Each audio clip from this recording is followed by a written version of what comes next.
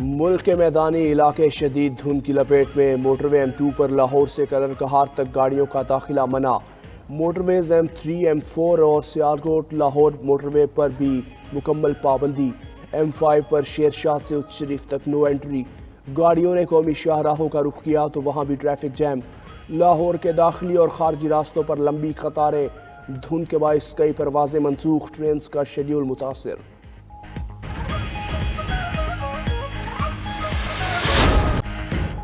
کسانوں کو ہاری کارڈ، متاثرین سیلاب کو 30 لاکھ گھر دیں گے۔ 300 یونٹ بجلی مفت، 5 سال میں تنخواہیں دگنی کریں گے۔ انتخابات 2024 کے لیے چیئرمین پیپلز پارٹی نے 10 نکاتی منشور پیش کر دیا۔ بلاول بھٹو کا گڑھی خدا بخش میں جلسے سے خطاب، کہا ایک سیاستدان جیل سے نکلنے اور دوسرا جیل سے بچنے کے لیے الیکشن لڑ رہا ہے۔ کیا لاہور کی قسمت میں لکھا ہے کہ ایک ہی شخص مسلط رہے؟ عوام پیپلز پارٹی کو قومی اسمبلی کی 100 سے زائد نشستیں دلائیں۔ 18 ماہ جن کے ساتھ اتحادی حکومت میں رہے، دہشت گردی کا مقابلہ ان کی ترجیح نہیں تھی۔ اتحادیوں کو معیشت اور جمہوریت سے بھی دلچسپی نہیں تھی۔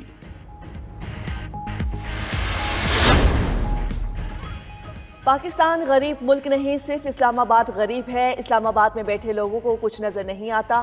پیپلز پارٹی پارلیمنٹیرین کے صدر آصف زرداری کا بے نظیر بھٹو کی 16ویں برسی پر جلسے سے خطاب، کہا عوامی مسائل صرف سیاستدانوں کو نظر آتے ہیں۔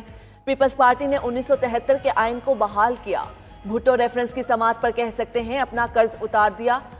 عوام سے جتنے بھی وعدے کیے وہ پورے کریں گے۔ جلسے کے شرکاء سے مراد علی شاہ اور رضا ربانی کا بھی خطاب۔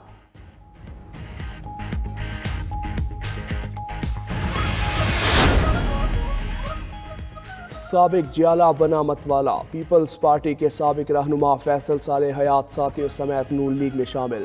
اسد حیات، امیر سیال، فیصل جبانہ، خالد سرگانہ اور دیگر بھی نون لیگ کا حصہ بن گئے۔ شہباز شریف کی جھنگ آمد، فیصل صالح کا مسلم لیگ نون میں خیر مقدم، بولے معاشی بحالی اور عوام کو مہنگائی سے نجات دلانے کی جدوجہد مزید تیز ہوگی۔ فیصل صالح کی شمولیت سے نون لیگ کی نواز شریف کی قیادت کو سپورٹ ملے گی۔ نواز شریف کو چوتھی بار وزیر اعظم بنائیں گے۔ شہباز شریف کی فیصل صالح کے ہمراہ دربار حضرت شاہ جیونا پر بھی حاضری، رانا ثناء اللہ اور ملک احمد بھی ساتھ تھے۔ سپریم کورٹ کے ایکٹنگ چیف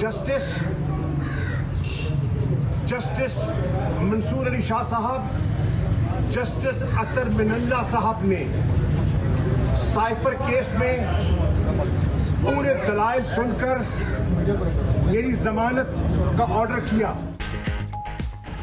شاہ محمود قریشی کی جیل سے رہائی ہوتے ہی دوبارہ گرفتاری۔ پی ٹی آئی کے وائس چیئرمین کو سائفر کیس میں ضمانت پر رہائی ملی تھی۔ پولیس نے 9 مئی کے مقدمات میں گرفتار کر لیا۔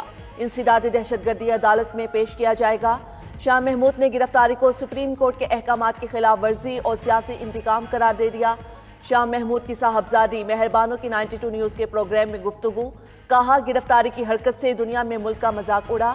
شاہ محمود قریشی کو الیکشن میں حصہ لینے سے نہیں روکا جا سکتا۔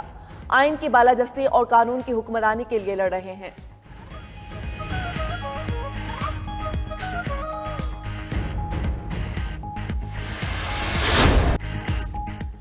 توشہ خانہ کیس میں سزا معطلی کی اپیل پر جلد سماعت کی استدعا مسترد۔ قائم مقام چیف جسٹس سردار طارق مسعود نے کہا عدالتی چھٹیوں کے باعث ابھی اپیل کو سننے والا 3 رکنی بینچ دستیاب نہیں، 2 ہی جج موجود ہیں۔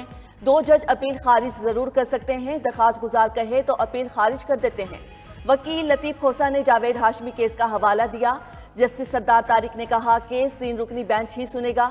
جسٹس اطہر من اللہ بولے ہائی کورٹ کا فیصلہ معطل کرنے کا بھی کوئی فائدہ نہیں ہوگا، سزا کے خلاف اپیل زیر التوا ہے۔ دوسری جانب بینچ کی عدم دستیابی پر سپریم کورٹ میں آج کے تمام مقدمات ڈی لسٹ کر دیے گئے۔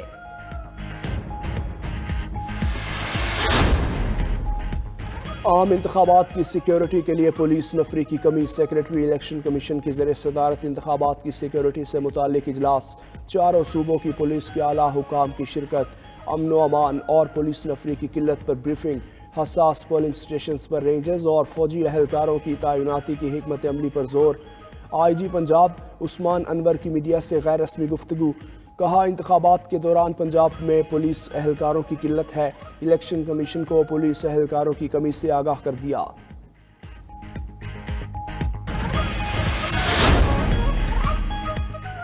توہین الیکشن کمیشن کیس بانی پی ٹی آئی اور فواد چودھری پر فرد جرم عائد نہ ہو سکی۔ الیکشن کمیشن نے بانی پی ٹی آئی کی استدعا پر سماعت بغیر کارروائی 3 جنوری تک ملتوی کر دی۔ نثار درانی کی سربراہی میں 4 رکنی کمیشن نے اڈیالہ جیل میں کیس کی سماعت کی۔ جیل میں توشہ خانہ اور 190 ملین ریفرنسز کی سماعت بھی ہوئی۔ احتساب عدالت کے جج محمد بشیر نے سماعت کی۔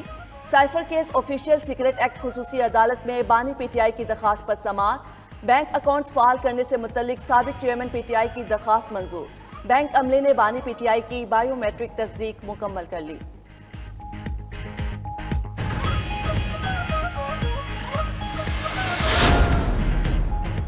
عثمان ڈار اور ریحانہ ڈار کے الزامات، خواجہ آصف کا ہر جانے کا نوٹس۔ نون لیگ کے رہنما خواجہ آصف نے دونوں ماں بیٹے کو ہر جانے کا قانونی نوٹس بھیجا۔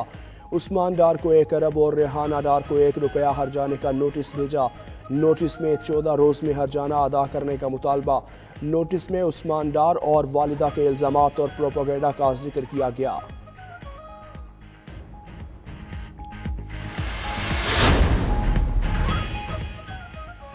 پارلیمنٹ سپریم کورٹ کو ریگولیٹ کرنے کا اختیار رکھتی ہے۔ سپریم کورٹ نے practice and procedure act case کا تفصیلی فیصلہ جاری کر دیا۔ فیصلے میں لکھا گیا، آئین پارلیمنٹ کو قانون سازی کا اختیار دیتا ہے۔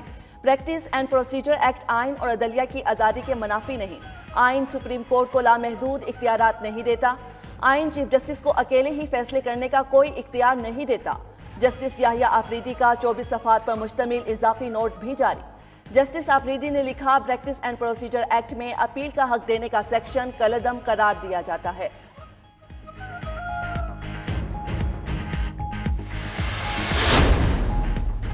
صدر عارف الوی سے چیئرمین سینٹ صادق سنجرانی کی ملاقات، سیاسی امور اور انتخابات سے متعلق بات چیت۔ دوسری جانب چیئرمین سینٹ صادق سنجرانی کے خلاف بے بنیاد خبر وائرل کرنے کا معاملہ۔ صادق سنجرانی نے نیوز ویب سائٹ کو قانونی نوٹس بھجوا دیا۔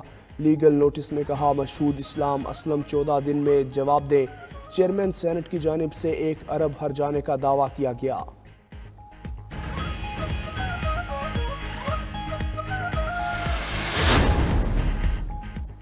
پاکستان کا فتح 2 میزائل کا کامیاب تجربہ۔ آئی ایس پی آر کے مطابق فتح 2 جدید ترین سسٹم سے لیس ہے۔ 400 کلومیٹر کی حد تک اہداف کو کامیابی سے نشانہ بنانے کی صلاحیت رکھتا ہے۔ کامیاب ٹیسٹ پر صدر، نگراں وزیر اعظم، چیئرمین جوائنٹ چیفز اور آرمی چیف کی سائنسدانوں اور انجینئرز کو مبارکباد۔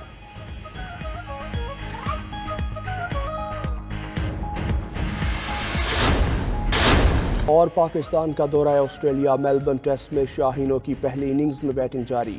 پاکستان نے 6 وکٹس پر 194 رن سے تیسرے روز کا آغاز کیا۔ دوسرے روز عبداللہ شفیق 62 اور شان مسعود 54 رنز بنا کر آؤٹ ہوئے۔ بابر اعظم صرف 1 رن بنا پائے۔ امام الحق 10 رنز تک محدود۔ میلبرن میں بارش کے باعث تیسرے دن کا کھیل تاخیر سے شروع ہوا۔